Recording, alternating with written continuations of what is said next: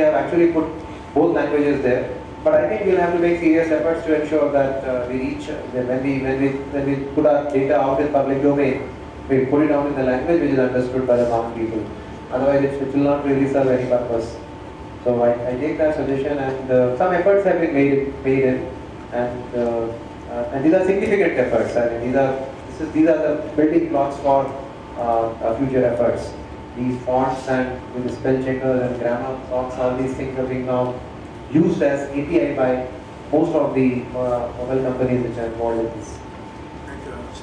Now, can you take the privacy and this what issue that is talked about? Can you take that issue? Before I take that issue, I would just like to have a suggestion for Mr. Jamin that if we can look at the option of having what we call a disability-friendly audit for our websites, and wherever there is an interface with the citizen, we can have audit and get these certified, or at least have action plan that people work on it over a period of time. Right? And for V-Seva and E-Seva centers, we can look at how friendly they are for the disabled. Maybe a checklist and they themselves will respond.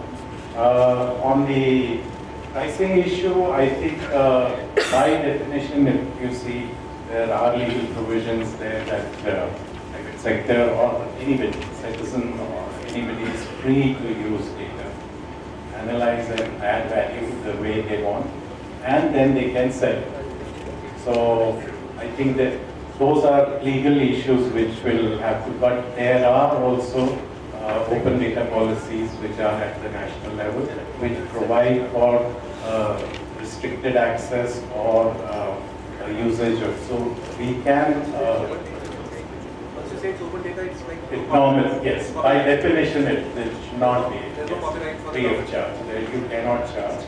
And your question was more that I take that data and add value to it, and then can I make sell it or not? And yes, that's a business decision. And the person who's adding value is free to do.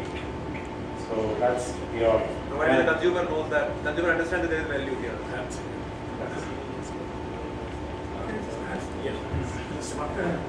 Again, go back to audience. Sure. So just on local languages, a positive experience we had in the bank. When we did our open data, it was in 6 languages. But because the data was so valuable, Google took it and translated that into 40 languages around the world. So that we didn't have the money to do it ourselves. So openness has unexpected benefits. That's just one example. Use the world around you, build the world resources if what you're doing is valuable enough. I think especially when we are dealing with this project, a lot of accessibility, this industry and all, traditionally they are not part of it. One reason why they are poor is lack of access to information, and then correlated is lack of services. So we need to make extra efforts. If there are any kind of bottlenecks, to make special efforts in collaboration with you, obviously, guided by the audit and all that. So I think we have to make a special effort because connectivity is an issue. These are in very difficult areas. Connectivity is not reached. So all the things we are discussing, mobiles and all, are becoming more difficult to design because they are kind of shadowing in terms of networks. We are also looking at the wind solar, different kinds of technologies. We will come back to you on that, on what public investments need to make to accompany that. Well, the price I'm just add that, once the data is open and it's a free market, pricing. So basically you can charge as much as you want as long as others can do the same. So if you have 500 apps, each charging, 2 cents, and you're charging 1 cent, then you get the larger market share. So it's a free competition. And there's a monopoly around this data, and that's a problem. The idea of open data that you reduce it, you remove that monopoly. It's a free access by anyone. It's free to create any product and service they want. You charge as much as they can afford to sell. Now we go to the next round of questions. I have is for using the V-Seva centers and all that. We did make an effort. One is there's one center which we have where he's totally wheel-bound and he can't use his fingers actually. So we've given a provision for him to use virtual keyboard, and he does all his transactions using the virtual keyboard, and then he's able to meet the requirements of the customers effectively as any other proper regular person. So that's one from the center's utility point of view. Then the language point of view, most of the sites which we have developed, especially the NRJs and SERP and all that, they all have Telugu as one of the optional language which they can convert to. So they have all reports, all views are available in Telugu also. Though surprisingly, I've seen that not much is used actually. Example was, once it was down for about 10 days, the Telugu part, and no one has ever complained also. But then of course it's still alive, and then people can see, and people are viewing the Telugu versions also. But you haven't created effectively. But can you introduce yourself so that you know? The licensed job of Baby Online. Is the head of the Division of Information Communication Management at National Academy of Agricultural Management. Last year I conducted two small research projects. I would like to share just a broad result of that. In fact, and this is related to content and the quality of the regulation for the information. In fact, after that result, I wanted to meet Mr. Jazu, in fact, regarding that what can be done. One is that one research I conducted that I put myself as a farmer, a turmeric growing farmer, and then I did the whole search of the internet. And I find out that information was plenty, it was too much, but it was not that which as a farmer I required to grow the turmeric and to post-harvesting. Post-harvesting is very important in turmeric. I could get this information just from one simple video on YouTube which has been uploaded in Assamese, some NGO in Assam. So, too much of information, but it was not that information which is required by me as a farmer. Can we have some kind of content regulation, those kind of things? Then I conducted another research using our trainees. I put three scenarios. That one is that information flow free access. Second is that little regulated information flow at regional level, let us say Rayalaseema or something like that. Third is that let us have a information at a district level through a regulatory body. And I have used all scientific methods. My result says that it should come through some kind of authority at a district level for the agriculture. So I want to share all of this. One is content and one is can we have some kind of regulation on the information flow for the authenticity. Because why? I tell you, I don't know how many of you know, there was a lot of hue and cry last year, August, in Cassava rice, one IP gene which was patented by IRI. So on 26 August, when I searched Google, there was only one hit, and that was only Nature, where it was published. Same day, I went to Web of Science. Web of Science is a very, very costly database and very authentic database. I got around 150 hits in Web of Science, but in Google it was 1. After 3 months, in Google it was around 500. Now it may be around 1,000. So we cannot open information. You may get late, in fact. So these are the some of the issues. But internet, Sir, no limit on what people can upload. Sir, buying a mobile is no problem. But when this question comes, a very simple farmers of this country, they need information in a very simple way and not in a here and there that size. Very simple, straightforward to the content. That's fine. Rational. Hi, my name is Lillian, and I'm an intern from Johns Hopkins who is working with SERT on their production camp. Put your mic closer to your mouth. Okay, sure.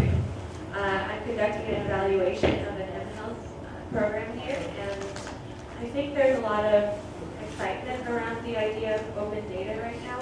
And we're seeing a lot of pilots, but I think at least what we see in the field of mHealth is that we're not seeing institutionalization happen. So there's lots of little projects that never go on for very long. They're not very large scale. So I guess I'm just asking if you have any examples or if you have advice on scaling up and making sure that these are long-term improvements to providing access to data. It's just a supplementary questions about the legal aspects of data sharing. Now, most of the financial institutions they didn't allow information to be shared because it is private. But it is also required in the context of this developmental economics or initiatives part of it. So how do we reconcile this? It happened recently in the last, I think after we conducted this survey in the state of Telangana, there was a debate as to what type of information can be shared and in what form it should be shared.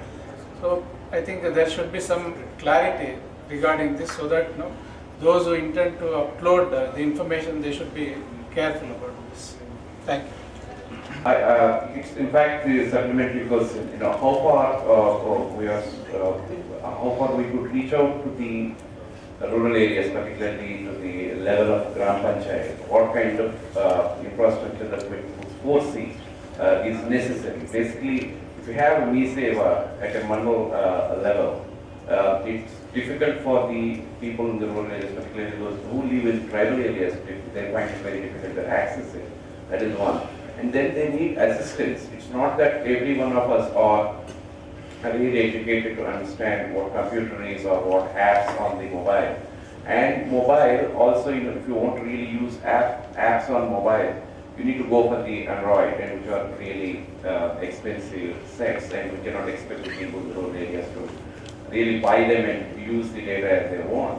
But I think definitely from the government side, there must be some support structure involved at the Gram Panchayat level so that you can build the consumers to access this information. And each of these center must be managed by someone, like a farmer who is not really educated, but he has this wonderful product, and you want to know where he would sell it. So for that, he will have to access information in MeSeva center at Gram Panchayat level. That makes sense to lots of us. What are the solutions we have for that from the government side is really important to take forward. Thank you. Thank you, Aaron. So, about 8,870 panchayats in the state of Telangana. And it's on the public domain, and you can see it for free. You can download a panchayat booklet of any state. You can download the panchayat booklet, the mandal booklet of any state, or the Zilla Parishad booklet of any state. What we are planning to do is, the big issue in panchayats is the connectivity. I recently visited Gujarat last week, and we have tried to see, it's been much spoken about the e-gram. Though what is creditable to Gujarat is that they have given VSAT connectivity to all the 13,000 panchayats. But it's nowhere near the radar of what Telangana is thinking about. The e-gram is basically nothing but the citizen service center. They operate around 10 citizen services. They give record of rights. They give data relating to caste certificate, birth certificate, death certificate, and so on and so forth. In fact, MeSeva here does many more services, almost 200 plus services in the state of AP and Telangana. But what is required for the panchayat system is, number one, there has to be a political will to empower panchayat institutions. In the state of AP and Telangana, they are very weak. This is the first time that the government of Telangana has taken a stand that the PRAs will be given a massive boost. So we are now floated an expression of interest for connectivity to all the 8,878 panchayats. The database is already ready. We have also incorporated adopted adhikari for each panchayat across the 9,000 panchayats. And now the data is in public domain. Now to this panchayat data, we will be adding the household data, which we have collected about 1 crore 5 lakh households. And for the first time, the panchayat will be empowered with almost all sorts of information. And this database, comprehensive database, we plan as the root database for all departments to port their programs onto this database. Yesterday we had a workshop on how to bring in exclusion parameters, inclusion parameters, and things like that for welfare schemes. We have an in-principle approval for the CM. So once the connectivity is established, then every panchayat would be having facilities ranging from video conferencing facilities to data dissemination to video broadcasting. Plus, in addition, they would be having the base data for each household, which would basically liberate what type of benefits are given. So for the first time, there would be put on the public domain what benefits is each household accessing and how are they performing. And we are trying to bring in the concept of social audit to be institutionalized in the Gram Panchayat. So the social audit will also bring to public domain the various things that are happening. So there are 4 Gram Sabhas. So each of these Gram Sabha will also be preceded by a social audit theme. So one theme would focus on engineering works. So the entire engineering domain, entire engineering works will be brought in. The second set of Gram Sabha will have a social audit cycle of all individual oriented schemes. So all the benefits of the individual oriented schemes by various departments will be put into the public domain. The third one would be on aspects like health, nutrition, the softer sectors which are much spoken about, but no intervention in sight. We are only talking about parallel institutions doing in silos, but this will be the first time where it will be brought into the domain of the Panchayat Raj institutions. And the fourth one will be on big schemes like NREGA, pensions, which will also be brought into public domain. We have already ported all these databases, this 18 or 19 databases onto the public domain in downloadable format. What type of formats we see? We see the CSV format, we see the XML format, we see the Excel format. So all these formats are downloadable, so people are using this data, and we will certainly be bringing it to the domain of the Gram Panchayat. So the biggest challenge would be to get the connectivity, and then all the types of things that we have seen. M-Farm project in Kenya, M-Pesa project, the Jan Dhan Yojana, yesterday NDTV was there asking us how this Jan Dhan Yojana will come into it. The big issue in India would be to see how the data can be brought to the lowest level of administration. And that's where the government of Telangana is working on it, and our database is almost around 70 lakh data entries that we've done for households, another 30 lakh to go. By 10th, we are planning to have it, and then we will be having the different statistics running to bring it up. The key issue will be what sort of data will have to be put into public domain. There are issues of privacy which we are debating. There are issues of landholding, whether all the landholding should be put into it. I think in the course of the next 2 days, I will be also discussing with the World Bank team, which is here, to see what should be put into public domain and what should not be. And there is a long and big debate. There are general things. NCDX does a lot of things on crops. In fact, Karnataka is doing a lot of trading of commodities on crops. It's somewhat akin to the things that I have been seeing here in agriculture. But what would be of more interest would be to see how data can connect consumers, suppliers, buyers, sellers, etc.